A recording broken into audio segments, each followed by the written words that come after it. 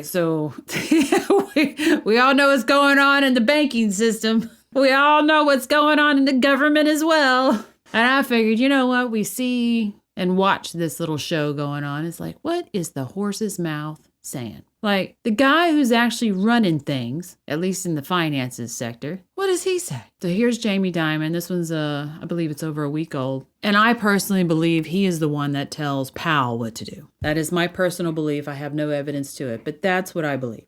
Debt ceiling or banking turmoil? What are you most worried about? Happy to be here. Well, I think the debt ceiling is potentially catastrophic. Yeah. So that's... All right, so he drives the conversation out of the gate. So she asks him a question straight up, and he tells her, I'm glad to be here. You didn't introduce me. You didn't say hello, so I'm going to do it. That just gives us a window into his personality. It's a whole different issue. Hopefully it won't happen. You know, the banking crisis, I still believe, will kind of sort its way through, and it's not anything like 08 or 09. Only a couple of people are offsides with all these various things, which you knew about.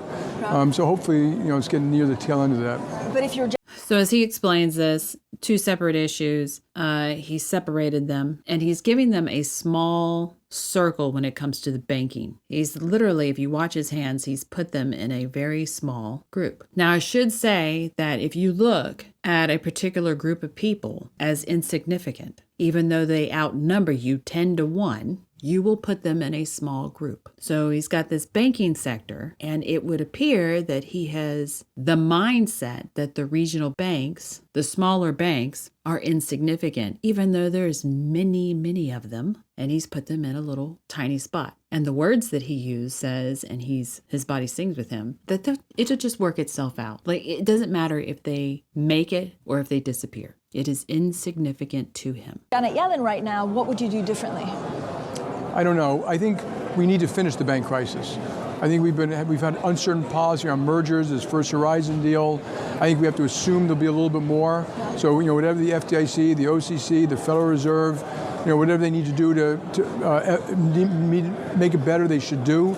Be thoughtful, be very forward-looking. You know, not. All right, that's interesting in and of itself. So he's talking about the banking crisis, and he goes into it, and his hand is not giving very big swings. But when you see him, whatever they need to do, there's actually a big swing in a direction. So there is something that is going to be big that is given a big swing. Right now, it's not very big. He's got this little, as he names off these entities, it's a very small arena. And he's cupping it like he's giving it shelter. But whatever the do thing is, it gets a big movement. So there is a big do. I personally, knowing that these people are trying to bring in CBDCs as their ultimate goal for the big institutions, if you look at who's actually trying to implement and putting the cogs in the works, it's the big guys, the ones he's mentioning. And that may be the do part. For like a comprehensive solution. So if you're asking Janet Yellen to get the job done, what does that look like, that solution? I'm not asking for a comprehensive solution.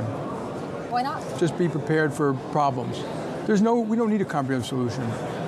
So that actually makes him nervous. He's playing with his fingers. Yeah, I wouldn't say really playing. It's more like a tapping motion to them. It's all about Janet Yellen. Now, she is a banker who has been taken and put into the Treasury, a government position. We can all sit there and guess about her loyalties. What do we need right now? Do we need regulators to look at short sellers of banks? Yes. You know, look, my folks would tell me that that's not the problem, the short selling ban. If you actually analyze stocks and short sales, doesn't seem that big a deal. I think they may partially be wrong because, as you know, some people are unscrupulous and they use other means to go short. I think that if you look at the detail, the SEC has the enforcement capability to look at what people are doing by name in options, derivatives, short sales. And they should go, if someone's doing anything wrong, people are in collusion, or people going short and then making a tweet, about a bank, they should go after them, and vigorously. And they should be punished to the full extent the law allows it. So I think it's possible it's taking place. We have no evidence of it, but my experience in life has been, don't assume too much. Do you think that they're looking into it? I hope so. I don't know. When you look at some of the position of JP Morgan, of course, you didn't really buy any long-dated bonds. And at the time, a lot of people said, look, stop hoarding cash. Do you think regulators and investors had pushed some of these banks to take unwarranted risk? Yes, I do, but let's be clear. The people to blame are the bank CEOs and the bank boards and things like that.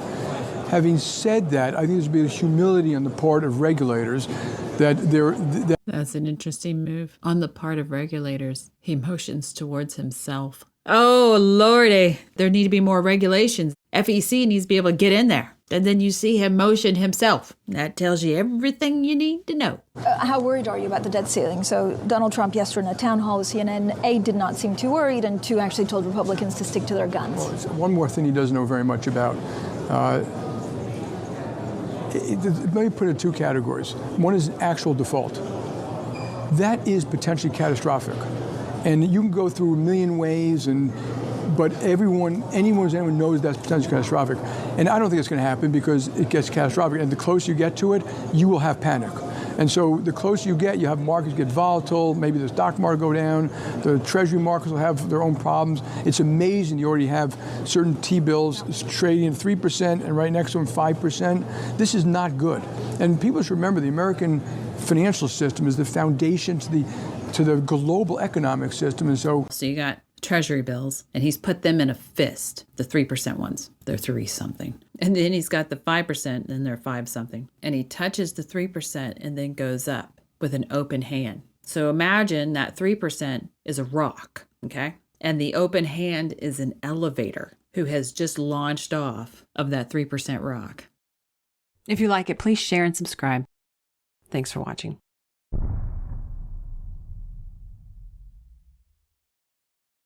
If you'd like to learn more about analysing body language, there is a video course available on Mandy's website for Gold subscribers.